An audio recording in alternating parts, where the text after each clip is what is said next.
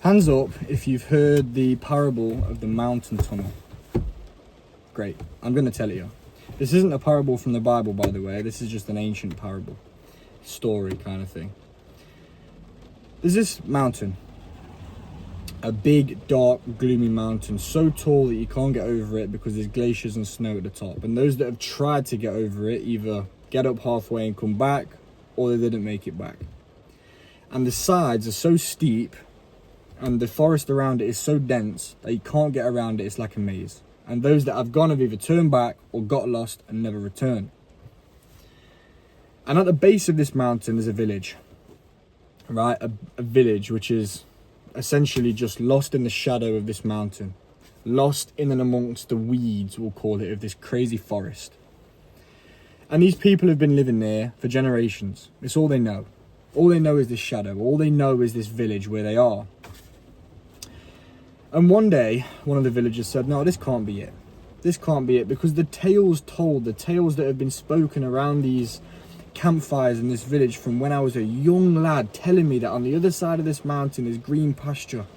There's animals, there's wild horses, the sunlight hits everywhere. It's just beautiful. This can't just be made up. Someone didn't just make all of this up, right? Surely, this is a thing. And so one night, he went off to explore for himself. But this time he didn't climb and he didn't go all the way through the forest. He just walked with the faith that what he was going to find, he'd find. And after a few days, lo and behold, he found something in the side of the rock, in the side of the mountain, that looked a bit like an opening. It looked a bit like a cave, right? He thought, oh, mate, I bet what he thought. He thought, oh, Matt, this is my luck. This is great. There's a cave in the mountain. But I don't know what was actually going through his head. But he ended up seeing this cave and he went into it. He was brave enough to go into this cave. And he realised after a couple hours of going into this cave that he's going to be going a long time. He doesn't know where it's going to take him, but he's going there a long time. So he went back to the camp to get some food, get some water and get some candles, right? So we can be in there for longer and see where it ended up taking him. He said to the people in the camp, I found a tunnel. Do you guys want to come back with me? We'll explore where it goes. And they said, no. If it leads anywhere, come back and tell me and we'll come here. He thought, that's fine, we'll do that. All right, okay, cool. You're lost. I'm just going to go on this journey myself. He went back to the cave, climbed through. A couple of days went, didn't find anywhere. It was just caves. There was little bits, there was bigger bits, but he was just going through these caves. A couple more days went, he was running out of food now, running out of water, and he was on his last candle. He thought, this is not good. Like, I really should turn back at some point. But he kept going. He kept going. Until, guess what? He found the end of the tunnel. And at the end of this tunnel, lo and behold, the tales were true. The green pastures, the wild horses, the forest, the fields, the animals, everything, plants, fruits. Oh my goodness, the tales were true. So he ran back to the cave, ran all the way back, even in the dark, because his candles had run out at this point, went all the way back because he knew at the end there was light. At the end of the tunnel, went back to the village and he told the people in the village, I found the end of the tunnel. The tales are true. You have to come with me. Half of them thought, let's go. I trust you.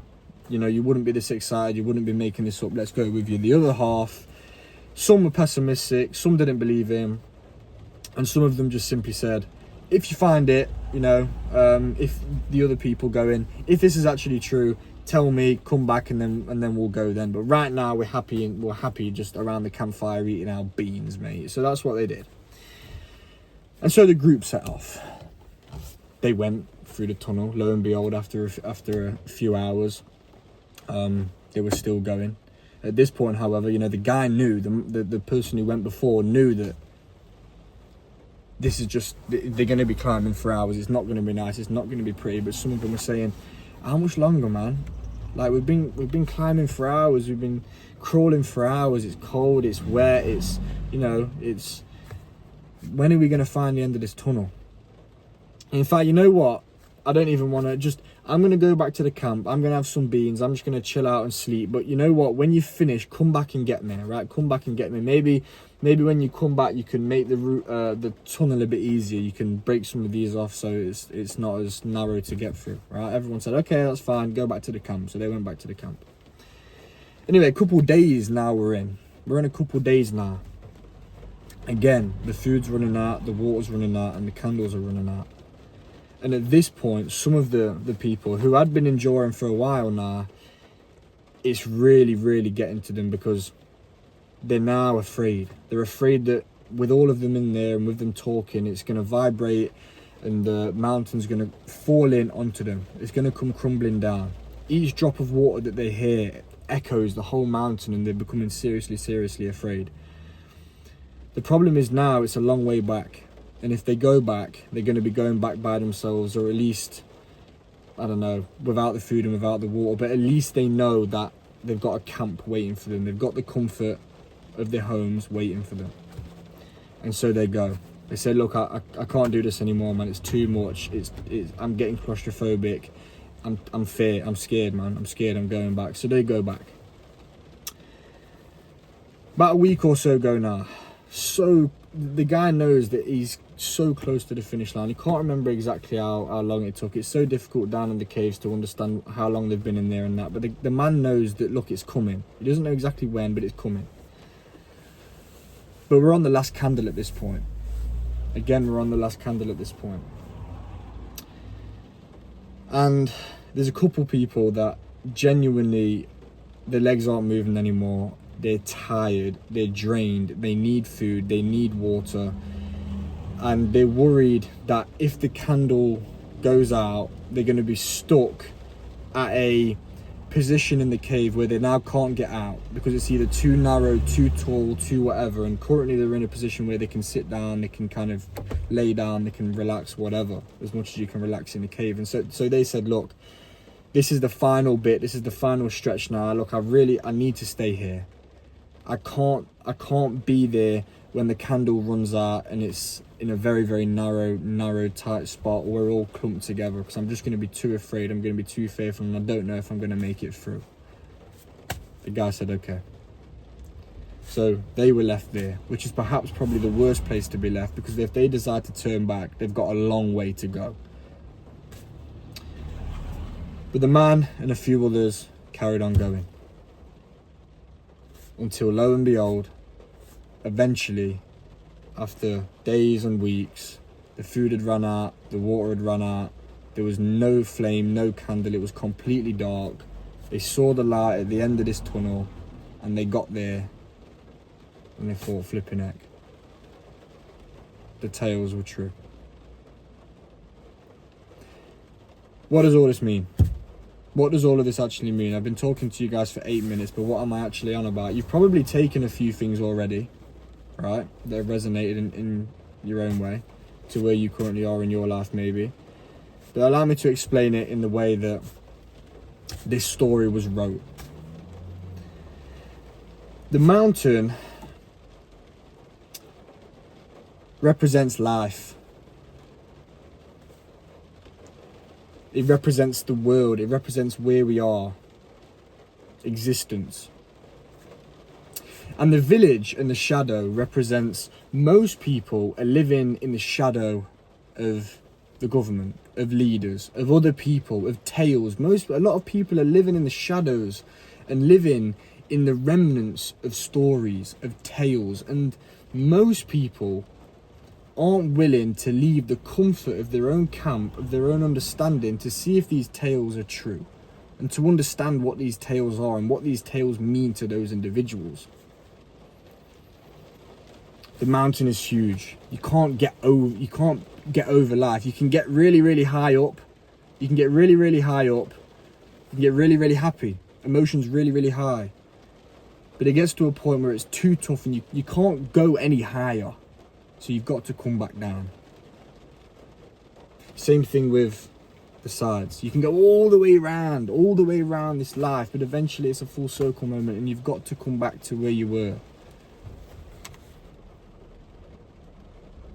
The mountain represents life, as in your emotions, your guilt, your regrets, your insecurities, the things you've not healed from, your goals, your milestones, everything you've ever experienced. But in order to get through those things,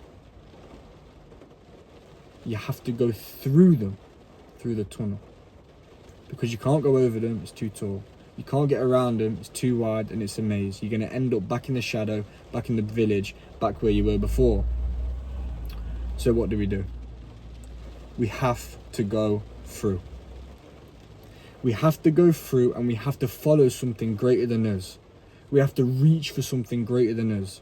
We have to move towards something greater than us. Otherwise, our life has no meaning, because we're simply living it because this is life. This is what we know life to be. We know life to be what we've been told, but we don't go and explore it for ourselves. When the villagers went into the tunnel, they were filled with fears, they were filled with doubts, they were filled with questions. How long's left? Right, how long's left? Is there actually light at the end of the tunnel? Are you just having us on?